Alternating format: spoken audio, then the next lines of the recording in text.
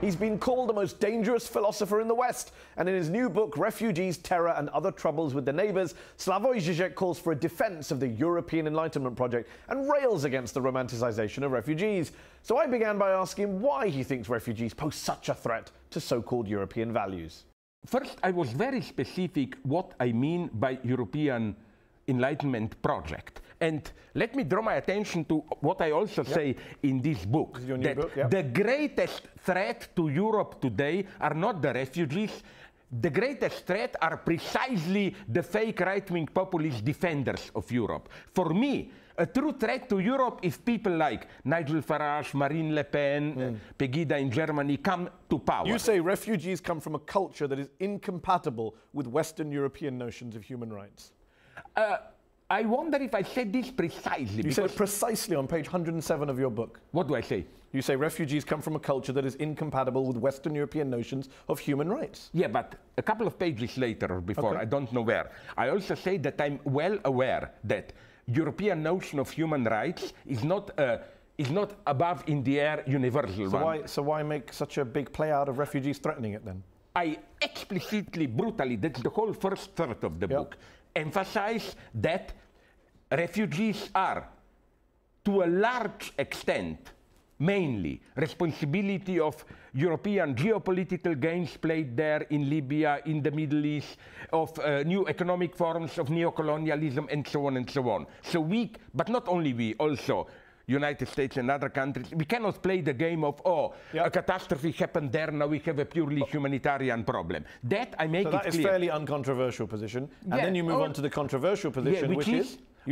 Okay, that's I explicitly say in the book. I want even more refugees. I only want rules to be clearly established, not the rules in the sense of refugees have to pass the test of fitting the West and so on and so on. But okay, I will give you a vulgar example. Don't tell me it's a marginal one. I mentioned in the book, it happens over, I was so told, by leftist reports, over 2,000 times per year in Germany.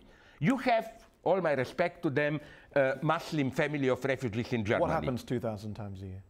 I will immediately, sorry, very briefly go to it.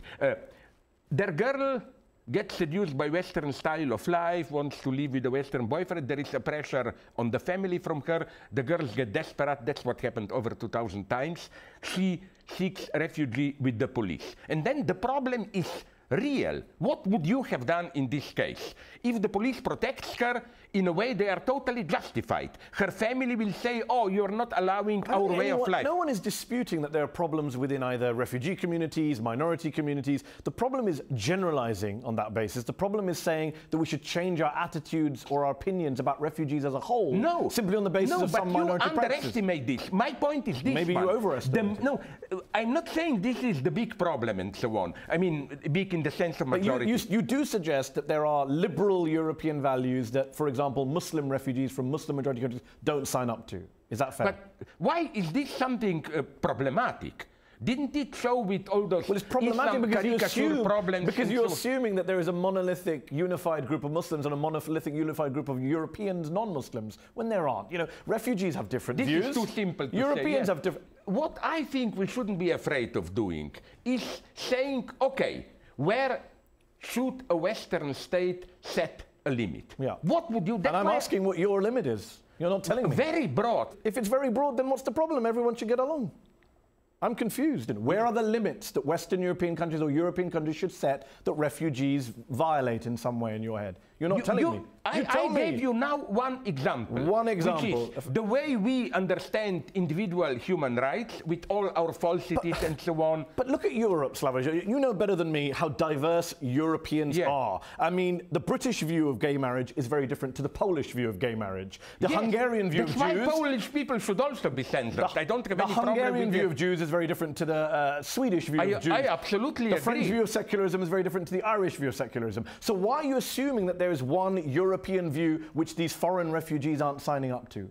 I'm not saying, wait a minute, now you're imputing to me you are, your words in the book. Europe is a unified Europe and so on. You suggest that in your book. You say basically they expect to get the best of the Western welfare state while retaining their specific way of life. I think that in spite of all the differences and so on, there is some minimum of Western notion of human rights, freedoms, equality, and so on. I'm asking what that minimum is that refugees don't meet.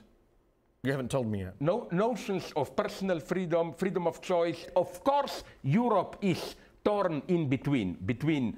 And I'm precisely, my true enemies, as it's clear there, are precisely those that you just enumerated. You say that the far right, you say that they're your true enemies, and then you say stuff like, page 6 of this book, yes. We are definitely in the midst of the clash of civilizations, Christian West versus radicalized Islam. How is that not the rhetoric of the far right? My answer to clash of civilization is there is a clash within each civilization. There is obvious clash in Europe between... So then why talk of a discredited clash of civilizations? Because it appears in the media as such, but I undermine because this you're trying to be provocative. No. Isn't that the case? No. Clash of civilizations, I think, is universally seen as a pretty but again, my statement. God, I said there, the true clash is within each civilization. All I'm saying is, do you accept that Marine Le Pen could also say the words, we are definitely in the midst of the clash of civilizations, Christian West versus radicalized Islam? You can imagine her saying that. Yeah, but she would never add, which is for me part of the same logic, that there's a clash the solution of this problem is to emphasize the clash within each civilization. And I'm well aware of this. I was, my God, in Ramallah. I know the big clash now on the West Bank. My friends, some Palestinian punkers who attack honor killings there. My dream is to bring together the struggles. You say bring together the struggles. In your book, page 103, you suggest that immigrants, especially refugees, prey on European women because, quote, that what they are doing is foreign to our predominant culture. They are doing it precisely to wound our sensitivities to our predominant culture. They are doing it precisely to wound our sensitivities. How is that not a statement that couldn't come out of the mouth of Marine Le Pen, of the Golden Dawn, of all sorts of horrible groups? Wait a minute. Immigrants as a whole are trying to wound European sensitivities? Not immigrants, those who did there. I spoke about the Cologne attack. Cologne attack. Okay. And I spoke with people from there. I spoke when I was in So you took an attack and generalized to make a generalized point about European culture. How is that not bigotry, to take one incident and generalize about people? How is that not what the far right does? Wait a minute. It was absolutely not a sexual attack in the sense of rapes and so on and so on. It was a kind of a provocation, if I may use the word that you use. The attackers were provoking who? European culture. Seriously. A bunch of drunk thugs. My Arab friends told me that what happened in Cologne was also happening on Tahrir Square in Egypt. It happens regularly. And what do you extrapolate from that? Nothing. What's your conclusion? Nothing? Some kind but of it also happens in Germany at the Oktoberfest beer festival in Munich. It happens at Mardi Gras. It's not. Why is it not the same? Women get attacked in public places all over the world. Why are you racializing it? Why are you culturalizing it? No, I think you are here absolutely simplifying things. You are. Sorry, Slavoj. You just said to me it happens in Tahrir Square and it happens in Cologne. What happens? What is the lesson from Cologne and Tahrir Square that you are making, that you think is worth making?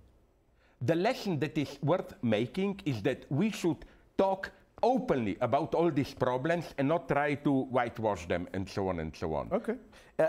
One final question. Isn't it quite navel-gazing, some might say parochial, given the vast majority of the world's refugees are not in Europe? They're in the Middle East, they're in Africa, they're in the poorest corners of the world. Shouldn't that be the focus of our concerns, rather than spurious concerns about European culture being undermined? And now I will really attack back. Okay. Yes, I agree. And what about countries like Saudi Arabia, Qatar, and so on? They accept practically zero points refugees. I made to the Qatari foreign minister on this show. Outrageous. A little bit too easy to say, because nobody speaks. But Turkey, Jordan, Lebanon, hosting millions of refugees. And here we have European politicians and European intellectuals get very excited about 10,000 refugees, when the poorest countries in the world are hosting millions of refugees in Pakistan, in Jordan. My problem, the first of my problems is this one. Why did this even become a crisis of Europe? Why Europe? Yes, why? There are so many other countries. Why don't refugees go just down to Saudi Arabia and Qatar and Emirates? Why Europe? But why pick on 3 Gulf states only when there's plenty of Middle East states? Because they are much richer than agree. Europe. They should take more refugees. I'm asking you about Europe's refugee crisis. You wrote a book about Europe, and I'm saying, why shouldn't Europe share the burden, the richest continent in the world? Why should it not share the burden of refugees? Where is the problem here? You just said a few minutes ago, why do they all come to Europe? You said it, Slavoj, 2 minutes ago. But like together with others. In the same way, exactly. the rich Arab and the Europeans are countries, not Europe, sharing the burden. They are. I'm sorry. No, sorry. Germany accepted over 1 million. Germany, yes, but not the rest of it. Syrian refugees make up less than 0.1% of the EU population. In Lebanon, they make up 20% of the population. So please don't say that they are sharing the burden. Mathematically, that is not true. Well, inviting 1 million people to the country, to a country who is not close to the region of crisis is quite is something. Well, it's never close to the region of crisis. We'll have to leave it there. Slavoj Žižek, thank you for coming on Up Front and talking about your book. That's our show. Up Front will be back next week.